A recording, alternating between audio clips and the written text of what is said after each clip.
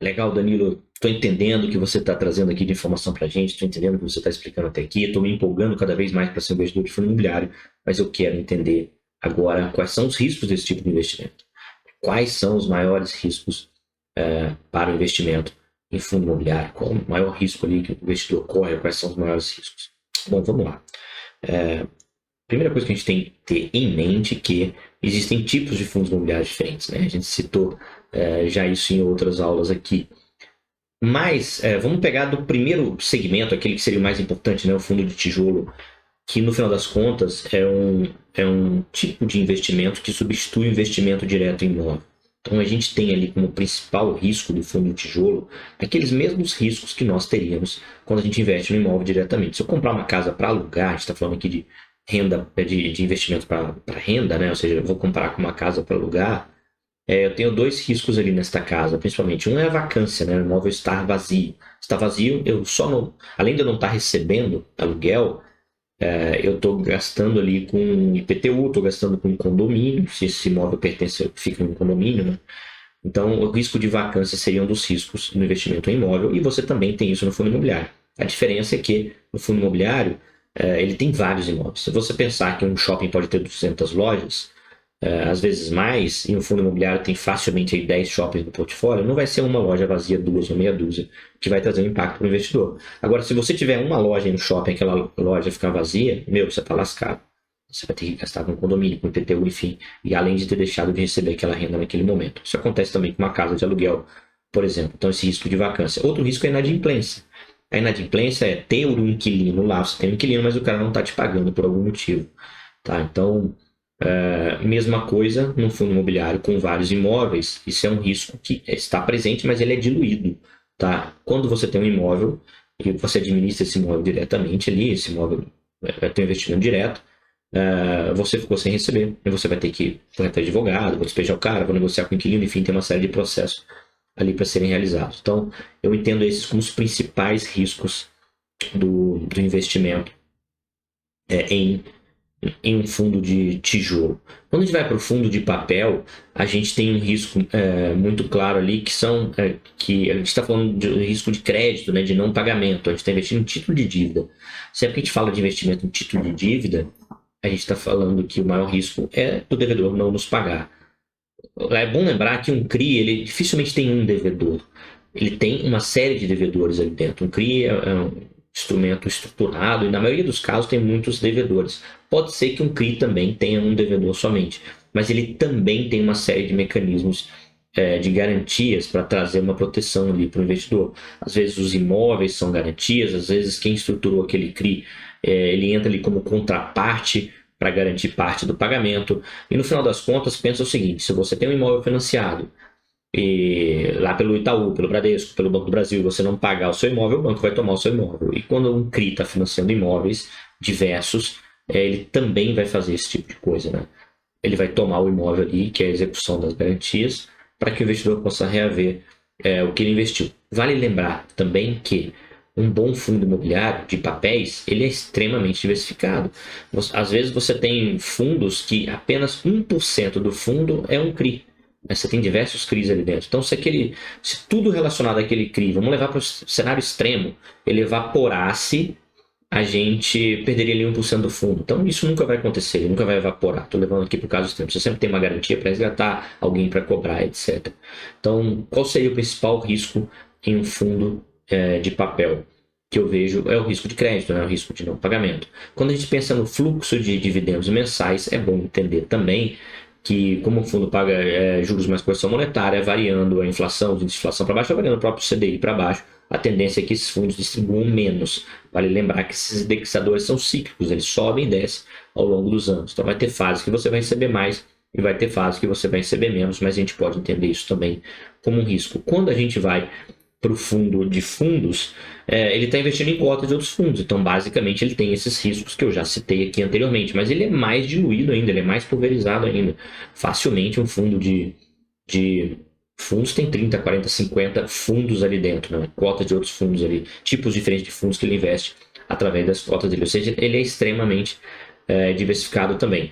Todos eles são negociados em bolsa, então a gente tem um risco de mercado, a gente vê as cotas oscilando ao longo do tempo, como eu já mostrei para vocês alguns gráficos aqui.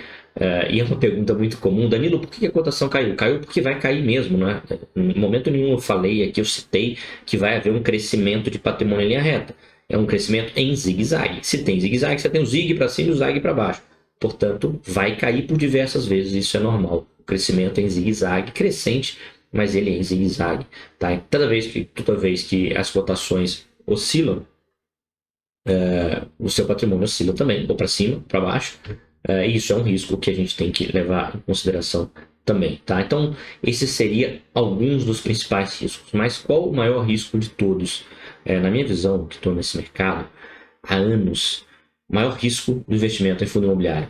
Quer saber qual que é? Vai lá no banheiro, olha no espelho lá, acende a luz, você vai ver ali o risco. Você, meu caro, é o maior risco do investimento em fundo imobiliário. O investidor é o maior risco. Investidor que não faz a lição de casa, investidor que busca dicas em grupos, em fóruns, etc. Tome muito cuidado com as fontes de informação.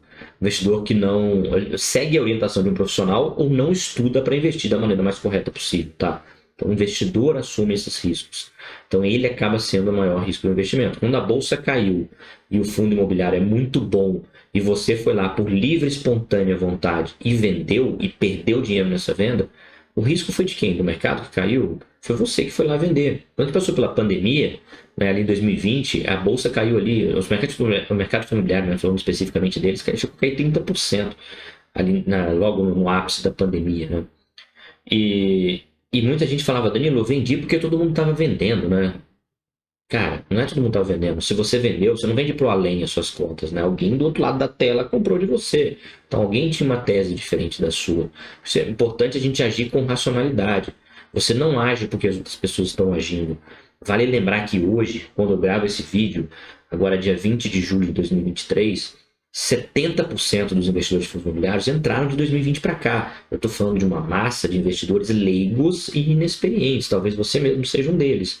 E você tentar fazer o que a maioria está fazendo, nunca, em nada na vida, é uma boa ideia, né? A maioria das pessoas não estão fazendo dieta. Então, se você for se alimentar igual a maioria, você não vai se alimentar bem. A maioria das pessoas não estuda. Então, se você for buscar absorção de conhecimento como a maioria, você vai ficar para trás. A maioria das pessoas não pratica atividade física. Então, se você for fazer o que a maioria está fazendo, você também vai ser uma pessoa sedentária, não vai praticar atividade física. E a maioria das pessoas não tem uma boa condição financeira. A maioria das pessoas não constroem patrimônio. Tá? E aí a gente tem problemas diversos aí relacionados a isso, questões sociais, etc.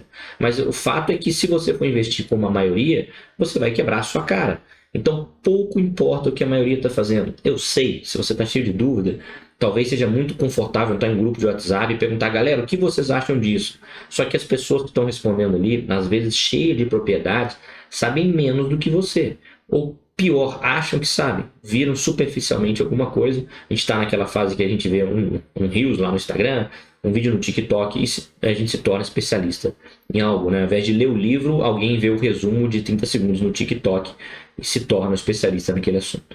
Então, isso é muito perigoso. Então, o risco gira muito em torno do investidor e das atitudes dele. Lembre-se que se você seguir a orientação de um profissional através de uma carteira recomendada ou tomar as suas próprias decisões de investimento, mas com racionalidade, a chance de você errar é muito pequena. Eu tenho citado muito aqui sobre diversificação. Né? Então, eu vou dar um exemplo aqui para vocês. Imagina que no seu portfólio diversificado, você vai ter lá fundo imobiliário, você vai ter ações, você vai ter renda fixa, etc. E vamos supor, só esse exemplo, tá? Isso não é necessariamente a alocação ideal, é apenas um exemplo didático. Vamos supor que o seu portfólio tenha 40% de fundo imobiliário. Tá? Então, você tem, né, nesse seu portfólio 40% de fundo imobiliário. E que você tenha 10 fundos imobiliários na sua carteira. Você tem 10 para ter ali fundo de papel, fundo de tijolo, entre eles lajes, galpões, shoppings, etc. Você tem 1 ou 2 FOFs. Você tem 10 fundos imobiliários na sua carteira. Okay? Significa que 4% aproximadamente de todo o seu patrimônio está em cada fundo imobiliário. Né? Você tem todo o seu patrimônio, 40% está em fundo imobiliário. Desses 40 a gente vai dividir por 10, tem 10 fundos imobiliários, supondo, claro, que você tem ali a mesma quantidade em cada um, você tem apenas 4% em cada fundo imobiliário. Se você errar muito na análise, você errou feio, ou se o profissional que você está se escurando, ele está passando as orientações, errou feio também, e pode acontecer, profissionais também erram, vão errar com certeza, e um determinado fundo imobiliário cair 50% de uma hora para outra, o que não acontece só quando você erra feio mesmo. Eu lembro que eu citei aqui, acabei de citar para vocês que na pandemia, na média, caiu 30% e já recuperou. Mas vamos supor que você errou feio, botou cenário aqui catastrófico, tá? E um fundo imobiliário que você errou muito caiu 50%. Tá? Lembra que eu falei que cada fundo na sua carteira tinha 4% apenas? Então, se um caiu 50%, você perdeu, vamos supor que é uma queda catastrófica que nunca mais vai se recuperar. Você perdeu 2% do seu patrimônio. Ninguém deveria perder o sono, ter frio na barriga, ter crise de ansiedade por causa de 2% do seu patrimônio. Isso é algo que você vai recuperar só em dividendos 2 meses depois, ali, aproximadamente 2 meses e meio, 3 meses depois, exagerando.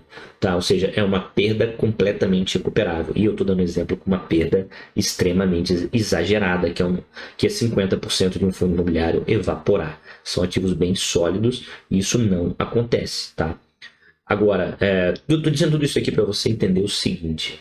Meu caro, no final das contas, o maior risco acaba sendo o mesmo investidor, mas você consegue evitar de correr esses riscos fazendo 3 coisas, tá?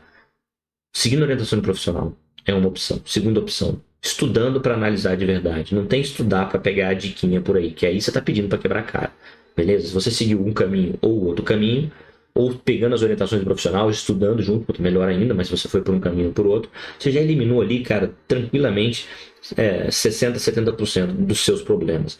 E o resto é diversificando. Tirar da cabeça uma ideia de, qual o melhor fundo? É uma carteira diversificada, porque todo mundo pode errar. E erros fazem parte de tudo na vida, né?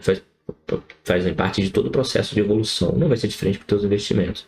Então, se você tem uma carteira amplamente diversificada e errou, como nesse exemplo que eu te dei, o impacto é mínimo, tá?